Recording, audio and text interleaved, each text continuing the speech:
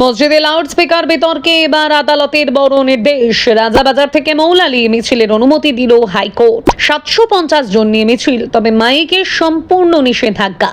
পুলিশের অনুমতি না দেওয়া নিয়ে আদালতের কড়া প্রশ্ন। 11:30 শুরু, 1 ঘন্টার মধ্যেই শেষ করতে হবে মিছিল।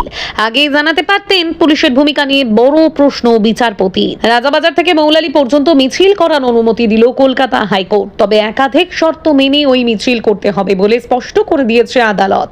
বিচারপতি সৌগত ভট্টাচার্যের নির্দেশ অনুযায়ী সর্বোচ্চ 750 জন মিছিলে অংশ নিতে পারবেন। বেলা 11:30 থেকে মিছিল শুরু করতে হবে এবং 1 ঘন্টার মধ্যেই তা শেষ করতে হবে।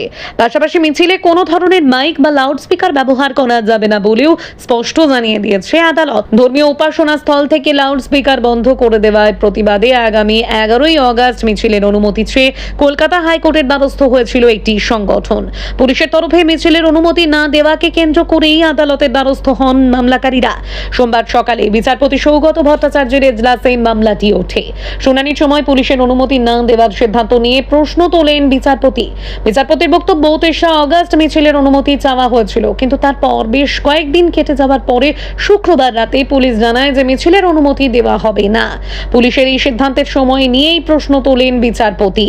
তার বক্তব্য ছিল, যদি মিছিল নিয়ে কোনো আপত্তি থাকে তাহলে তা আগেই জানানো যেত। এত দেরিতে কেন অনুমতি দেওয়া হবে না বলে জানানো হলো, তা নিয়ে প্রশ্ন ওঠে শুনানিতে।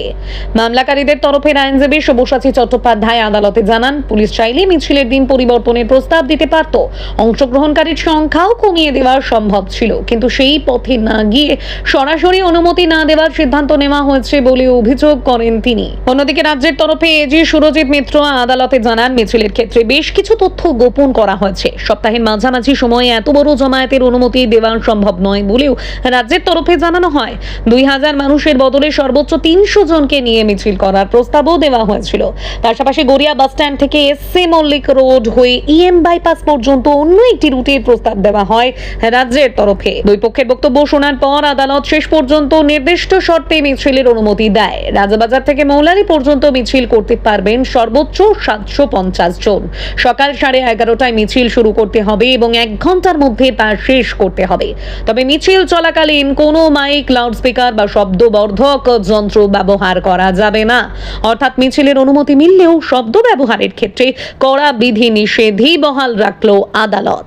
এই মামলার নেপথ্যে রয়েছে রাজ্য জুড়ে লাউডস্পিকার নিয়ে চলা বিতর্ক। ধর্মীয় উপাসনা স্থল থেকে লাউডস্পিকার বন্ধ করে দেওয়ার বিরুদ্ধে একাধিক জায়গা থেকে আপত্তি ও অভিযোগ সামনে এসেছে। বিরোধীদের একাংশের অভিযোগ, বিশেষভাবে মসজিদগুলির লাউডস্পিকার খুলে নেওয়া হচ্ছে, তবে রাজ্য সরকার সেই অভিযোগ আগেই খারিজ করেছে।